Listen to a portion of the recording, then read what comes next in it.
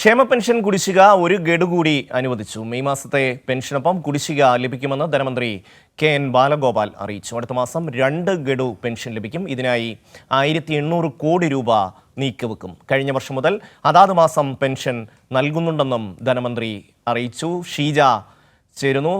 ഷീജ, സാധാരണക്കാരായ മനുഷ്യരെ സംബന്ധിച്ച് വലിയ സന്തോഷമുള്ള ഒരു വാർത്തയാണ്. 2 ഗഡു ക്ഷേമ പെൻഷൻ കിട്ടുകയാണ്.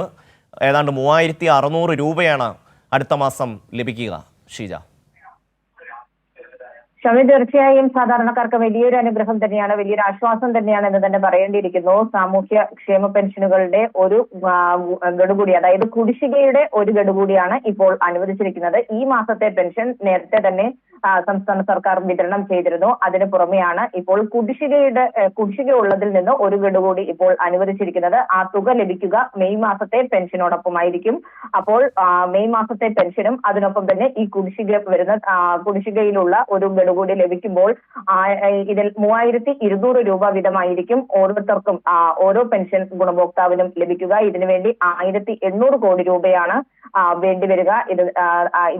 ഇതിന് ഈ തുക നൽകാൻ വേണ്ടിയിട്ടുള്ള നിർദ്ദേശമാണ് ഇപ്പോൾ ധനമന്ത്രി കെ.എൻ. ബാലഗോപാൽ നൽകിയിരിക്കുന്നത്.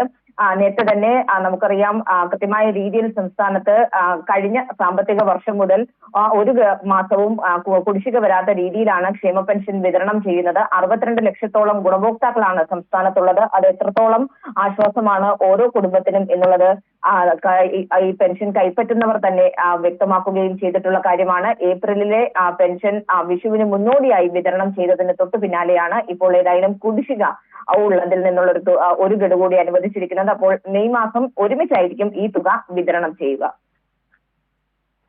ഷീജയാണ് വിശദാംശങ്ങൾ നൽകിയത്.